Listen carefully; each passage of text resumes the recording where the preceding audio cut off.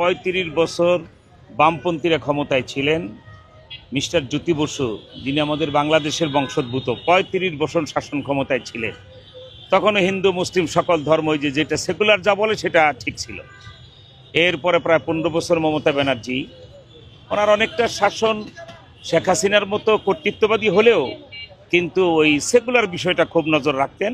হিন্দু মুসলমানদের মধ্যে একটা শান্তি ছিল, সেই জন্য সারা ভারতে গরু জবাই নিষিদ্ধ হলেও পশ্চিমবঙ্গে কিন্তু গরু জবাই বৈধ ছিল এবং কুরবানিতে গরু জবাই হতো। এখন যারা ক্ষমতা এসছে, আমি মনে করছি ভারতের পতন খুব তাড়াতাড়ি করার জন্য যাদের ক্ষমতা আসার প্রয়োজনের পশ্চিমবঙ্গে তারাই বিজেপি ক্ষমতা এসছে। তাদের যে এই যে অসভ্যতা, এই যে মুসলমান নিধন, এই যে মসজিদে হামলা, মুসলমান হত্যা করে ঝুলিয়ে রেখেছে, গতকালকে দেখেছেন। এতে মনে হয় আল্লাহ রসুল সাল্লাল্লাহু আলাইহি সাল্লাম 1500 বছর আগে যে বলে গেছেন এত জুলুম অত্যাচারে হিন্দুস্তানে ইন্ডিয়াতে মুসলমানদের বিরুদ্ধে হবে, স্বাভাবিক কারণেই এদের সাথে একটা যুদ্ধ বেঁধে যাবে, যেটার নাম গজওয়াতুল হিন্দ। নবীজির একটি হাদিসের কিতাব নাসাই শরীফ 2য় খণ্ড 52 পৃষ্ঠায় বিশ্ববিখ্যাত সাহাবী হযরত আবু হুরায়রা থেকে হাদিসটা, আবু হুরায়রা বলে নাম চিনে না এমন মানুষ পৃথিবীতে নাই। ওনার থেকে 2টা হাদিস আছে, সেই 2টি হাদিসে সারসংক্ষেপ হলো যে ভারতের সাথে গজওয়াতুল হিন্দ, ইন্ডিয়ার বিরুদ্ধে যে একটা যুদ্ধ, হিন্দ আরবিতে ইন্ডিয়াকে বলা হয়, এদের সাথে একটি যুদ্ধ অনিবার্য এবং সেই যুদ্ধের 4টি ফজিলত আল্লাহ রসুল বলে গেছে। 1 নম্বর বলেছেন ভারতের সাথে সেই যুদ্ধ যখন বেঁধে যাবে, যে সকল মুসলমানরা শুধুমাত্র আল্লাহকে সন্তুষ্ট করার জন্য, ইসলাম টিকায় রাখার জন্য ওই যুদ্ধে শরিক হবে, তারা বিনা হিসাবে সবাই জান্নাতে চলে যাবে। 2 নম্বর আল্লাহ রসুল বলেছেন ওই যুদ্ধে যে মুসলমানদের ভিতরে যারা সেই যুদ্ধে শহীদ হবে, হুম আফজালুস সোহাদা, তারা শহীদ সম্রাট হবে। 3 নম্বর সুসংবাদ আল্লাহ রসুল বলেছেন সেই যুদ্ধে মুসলমানরা জিতে যাবে। 4 নম্বর যেটা, সেই যুদ্ধে মুসলিম সৈন্যরা লড়তে লড়তে ভারত প্রধান যিনি থাকবেন তার বাসভবন ঘেরাও করে ফেলবে মুসলিম মুজাহিদরা। এরপরে তাকে তার শয়নকক্ষে হত্যা করে সিলসিলাতুল হাদিদ, হাদিসের রিডিং কিন্তু, লোহার শিকল তার গলায় লাগায়া তার মৃত লাশ নিচে এনে মুজাহিদ কমান্ডারের পায়ে নিক্ষেপ করবেন। আমার মনে হয় সে গজওয়াতুল হিন্দের কি বলা হয় পরিবেশই তৈরি হচ্ছে। আমরা বিষয়টা বেশি দিন বরদাস্ত করব না।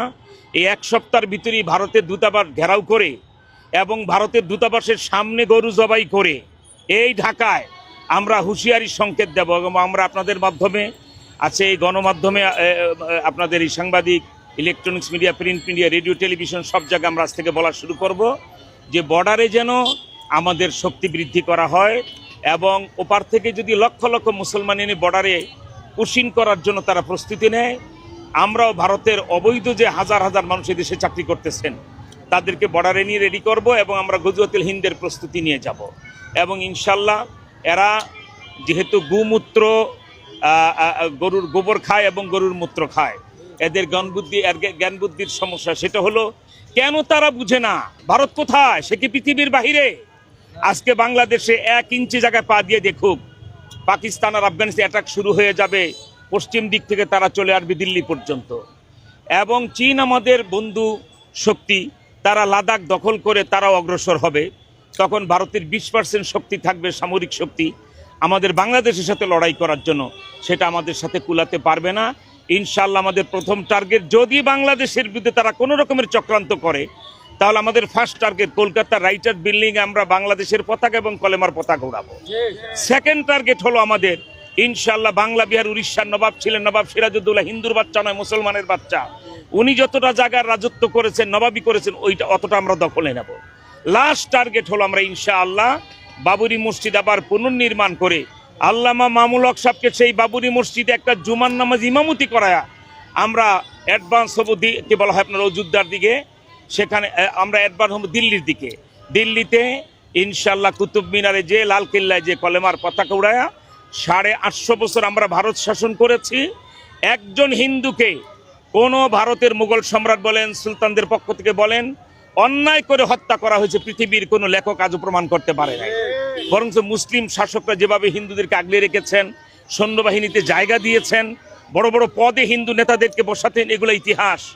ইনশাআল্লাহ 850 বছর আমরা শাসন করেছি, আবার ভারত মুসলমানদের হাতে আসবে ইনশাআল্লাহ। আপনাদের মাধ্যমে বাংলাদেশের 18 কোটি মুসলমান, 3 কোটি যুবক, বিশেষ করে আমি তারেক জিয়া সরকারকে বলবো, অনতিবিলম্বে বাংলাদেশে 3 কোটি যুবককে সামরিক ট্রেনিং দিন। ভারতের বিরুদ্ধে যুদ্ধের জন্য আমাদের সেনাবাহিনীর পাশে কাঁধে কাঁধ মিলিয়ে আমাদের এই 3 কোটি যুবকরা যুদ্ধ করতে প্রস্তুত ইনশাআল্লাহ। এবং আল্লাহ চাহে তো সেটাই ঘটবে। আমরা প্রতিবেশী রাষ্ট্রের সাথে আমরা সুন্দর, যেটা প্রতিবেশীর হক হাদিস শরীফে আছে, সেটা আমরা রক্ষা করতে চাই। কিন্তু কেউ যদি গা পড়ে ঝগড়া করতে আসে, তখন তারা বুঝবে বাংলা সেই জায়গাটার নাম বাংলাদেশ, যারা 52 ভাষা আন্দোলনে পাকিস্তানের বন্দুককে পাত্তা দেয় নাই, বন্দুকের বিরুদ্ধে লড়াই করে রফিক, সালাম, জব্বার, বরকতেরা বিজয় ছিনিয়ে এনেছে। 71 সালে হানাদার পাকিস্তানিদের বন্দুক বাংলার বাঁশের লাঠি, কিন্তু দেখা গেল 9 মাসে বাঁশের লাঠি জয়যুক্ত হয়েছে।